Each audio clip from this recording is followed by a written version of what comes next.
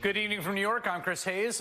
2 nights from now, the January 6th committee will hold its first public hearings live in prime time to lay out the evidence to the entire nation of the plot to overthrow an American presidential election by conspiracy and violence. And most of the nation will be able to watch those hearings. We, of course, will be covering the hearings right here, as will all major broadcast networks, but not the viewers of Fox News. That channel made the announcement it will not be airing this Thursday's hearing live, but it will be counter-programming with its usual pro-Trump pundits and providing its own laundered version of coverage after the fact. It is both a predictable and cowardly decision. One of the many reasons Fox may not want to cover the hearings is because the plain facts of the day are just so morally indefensible, even, I suspect, to most Fox viewers. Donald Trump encouraged his supporters to violently disrupt the peaceful transfer of power. And showing that could make Fox viewers feel bad. And Fox is not in the business of making its viewers feel bad. Nor is it in the business of giving its viewers the unvarnished truth, especially when it comes to Donald Trump. The last time the network did that, it faced the closest thing to an existential threat it has seen in its history. You might remember on election night, it was Fox News, first among the networks, that correctly called Arizona for Joe Biden. That was big because it put him over once other states started to come back, and the Trump campaign was furious. Trump's son-in-law, Jared Kushner, called Fox's owner, Rupert Murdoch, to demand the network retract the call. It did not. And Trump supporters, who did not want to hear their guy lost, started tuning out. They turned to competitors to the right, like One American News and Newsmax. Organizations that were more than willing to push Trump's big lie of a stolen election, no matter how preposterous the theories to support it. And for the first time in its life, basically, Fox faced a real challenge from its right. Because you know what? Its viewers didn't want to hear that Joe Biden won the election. They wanted to hear from conspiracy theorists spouting outlandish excuses for how the election was stolen. Trump himself wanted to hear the same thing, of course, began touting Fox's competitors. And in December 2020, a few weeks after the major outlets called the election for Biden, Fox News even lost in the ratings to Newsmax, for the first time ever. Well, let me tell you something. I know a thing or two about this business. That seemed to really spook Fox, and I mean really spook them. So that may be one reason why the network does not want to acknowledge January 6th. Didn't happen. Then, of course, there's also the fact that many of the network stars are central to the story. They are principals in it. Fox anchor Sean Hannity was texting with Trump Chief of Staff Mark Meadows in the days leading up to the insurrection. On December 31st, a week before the insurrection, Hannity texted Meadows, quote, "I do not see January 6th happening the way he's being told. After the 6th, he should announce he will lead the nationwide effort to reform voting integrity. Go to Florida and watch Joe mess up daily. Stay engaged. When he speaks, people listen." Isn't that funny? Sean Hannity giving like a pat, like, attaboy, time to exit the stage. Now, we should know Hannity defended those texts by arguing he is not a journalist, which manifestly he's not, but just a talk show host. But this is the good news for Fox viewers. This Thursday, they can change the channel over to the hearing and still see all their favorite primetime anchors because they are going to be part of the show. Multiple Fox News hosts knew the president needed to act immediately. They texted Mr. Meadows, and he has turned over those texts. Quote, "Mark, the president needs to tell people in the Capitol to go home. This is hurting all of us. He is destroying his legacy," Laura Ingraham wrote. "Please get him on TV. Destroying everything you have accomplished," Brian Kilmeade texted. Quote, "Can he make a statement? Ask people to leave the Capitol," Sean Hannity urged. So you can see why the January 6th story might be a little embarrassing for Fox. Their hosts are not just observers of the story, they were participants. They were begging and pleading for Trump to stop the insurrection. They were mortified, just like everyone else who wasn't storming the Capitol or Donald Trump. But there's also a larger reason here, of course, at play, why they might not want to cover the hearings. In modern American politics, in the last, 70 years, There are essentially two big comparisons for monumental, opinion-shifting televised hearings. Up first, there were the McCarthy Army hearings. Now, back in 1954, you probably know the contours of this story, but the specifics are interesting. Republican Senator Joseph McCarthy of Wisconsin was basically mad with power, right? He was this right-wing demagogue. His high-profile investigations into alleged communist subversion of the U.S. government had made him this overnight star. And his position chairing the Senate Permanent Subcommittee on Investigations made him arguably the most influential politician in the country. But McCarthy's ego and demagoguery and paranoia got the best of him. And he went after the U.S. Army, of all places, for alleged communist sympathies. This is in 1954, okay? In return, the Army began investigating allegations that McCarthy's right-hand man, committee lawyer, attorney Roy Cohn, had abused his position to request special favors for a buddy who had been drafted into the Army. So the Army held hearings. So this clip comes from June 9th, 1954. The Army Counsel, a man by the name of Joseph Welch, had just been grilling Roy Cohn about these accusations when McCarthy just decides to go after one of Welch's employees, a kind of tit for tat, but that employee was not involved in the hearings, had nothing to do with it whatsoever. This is just McCarthy trying to bully Welch, right? Just picking one of his employees and going after him in public, accusing the private citizen of being a communist. And Welch finally snapped at McCarthy. May I say that Mr. Welch talks about this being cruel and reckless. He was just baiting. He has been baiting Mr. Cohen here for hours, requesting that Mr. Cohen, before sundown, get out of any department of the government anyone who is serving the communist cause. Now, I just give this man's record, and I want to say, Mr. Welch, that it has been labeled long before he became a member, as early as 1944. Senator, may we not drop this? We know he belongs to the Lawyers Guild. And Mr. Cohen nods his head at me. I did you, I think, no personal injury, Mr. Cohen. No, sir. I meant to do you no personal injury. And if I did, I beg your pardon. Let us not assassinate this lad further, Senator. You've done enough. Have you no sense of decency, sir? At long last, have you left no sense of decency? That's it. That's the moment, right? You maybe have heard those words. Have you no sense of decency, sir? At long last, have you no decency left?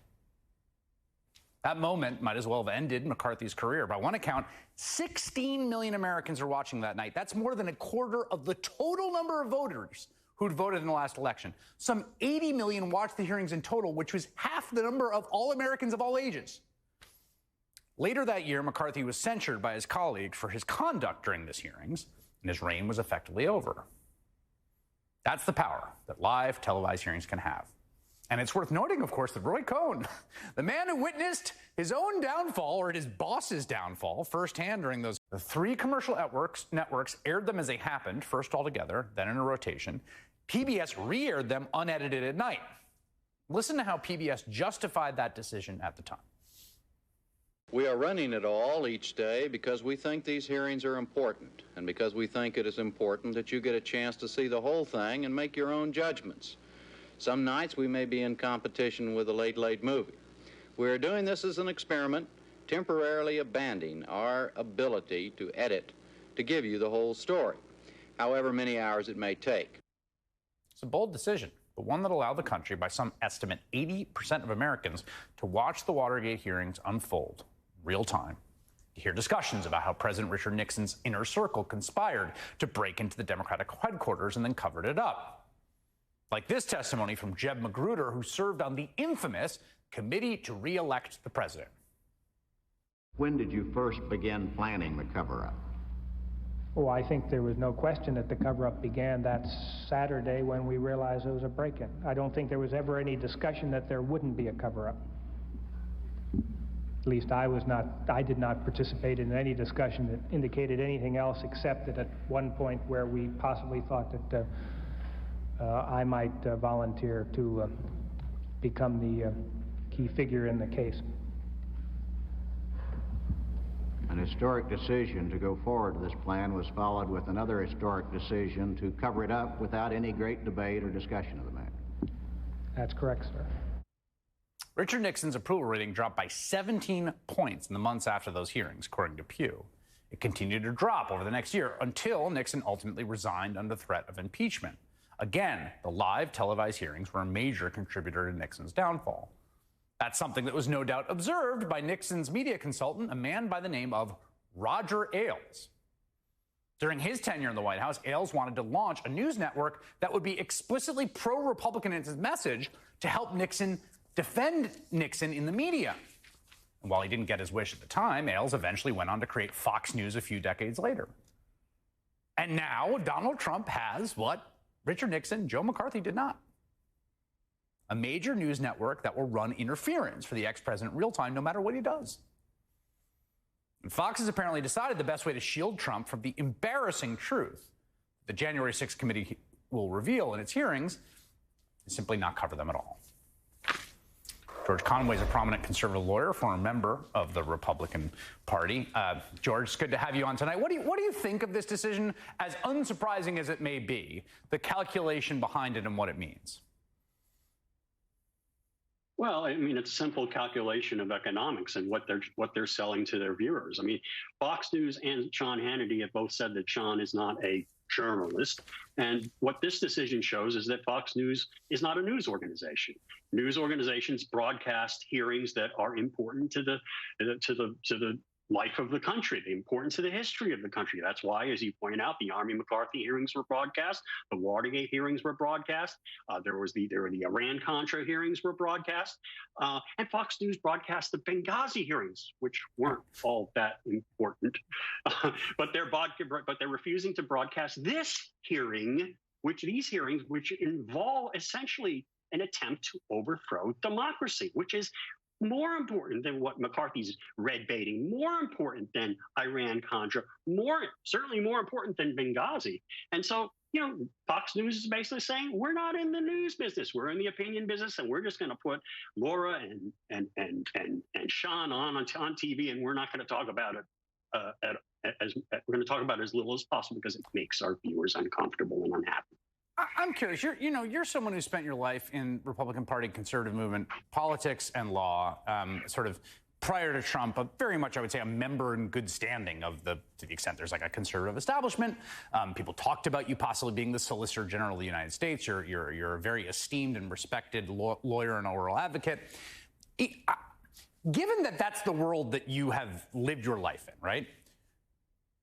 How do you see people in that world's posture towards these hearings a year and a half after the event happened? Because I tend to think, like, yes, of course, the hardcore MAGA people don't want to hear it. They want to Trump. It does seem to me there's some non-trivial number of people who are open to being reminded / persuaded of just how awful this was. That's right. I mean, I'm not an expert on polling, but right after January 6th, there were half of Republicans said that Trump bore some responsibility, at least for January 6th. And even earlier this year, I just recently saw a poll that said that although the numbers have declined, there's still 10 to 12% of people who think that Trump is solely responsible, and another 20 to 30% of Republicans that think he is partially responsible. And so those people, I think those people are going to want to hear a little bit more, and hopefully they will tune into all of the other channels that will be broadcasting this live. Yeah, there's this question, right, about the media environment that all takes place in the political culture that we have, which is, given how sort of balkanized viewership is, given how hard it is to capture attention and focus it in one place, whether you can have something like what you saw, Iran-Contra, Watergate, Army McCarthy hearings. What do you think? I think it's a lot harder now. Absolutely is a lot harder. Media fragmentation, there's less people are watching national news than ever before. More people are getting their news from Facebook and all places. And it's tougher to get all of this to seep through. and that's a problem for our democracy. But I must say, I mean, what I think we need the January 6th committee here and the committee to do is tell us, frankly, what they already have. They may need new bombshells, maybe to bring some more viewers in, but they've already got, and we've seen it over the last 17 months, evidence, incredible evidence of a multifaceted criminal conspiracy. And I think the point that needs to be made to the public, who may not have been paying attention as this evidence has come out in dribs and drabs over 17 months, is that it wasn't just about the violence, the horrible violence they saw on Capitol Hill that day. This was something that was building for months. It had many strands. And frankly, even if there had not been violence on January 6th, it still would have been a serious criminal conspiracy to obstruct the electoral vote count. Do you think there are people, is there any place to be, again, as we revisit this moment, which to me feels like a make or break kind of moment? Michael Ludwig is interesting because I think he's someone who, has a somewhat similar profile to yours, like a real star of conservative legal circles. He was discussed as a possible Supreme Court nominee at one point. He was a federal appellate judge. Mike Pence consults him, right, at one point to find out, like, can I do this? Ludwig says no. They've been talking about possibly calling Ludwig as a witness. I mean, does someone like Michael Ludwig still have gravity and authority to speak to conservatives, Republicans, people that want to ignore this or move on or pretend that they weren't part of, complicit in, or just looking the other way at an attempt on the life of American democracy? I think Judge Ludwig is going to be absolutely fabulous witness. I've spoken to him about, our mutual kinship and being sort of like I guess sort of feeling like we've been abandoned by the rest of the right.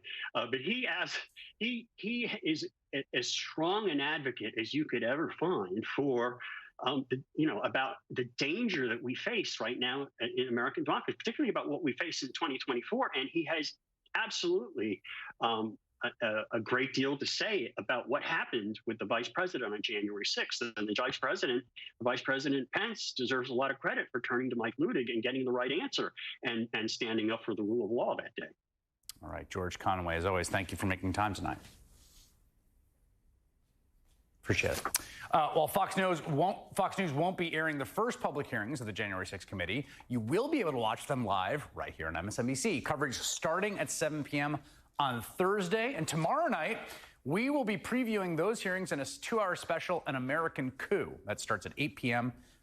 Make sure that you check it out. In the meantime, we've got action tonight. Steve Kornacki is here. Polls have just closed in 2 states, and he's standing by the big board to break down all the races to watch on this primary night. Don't go anywhere.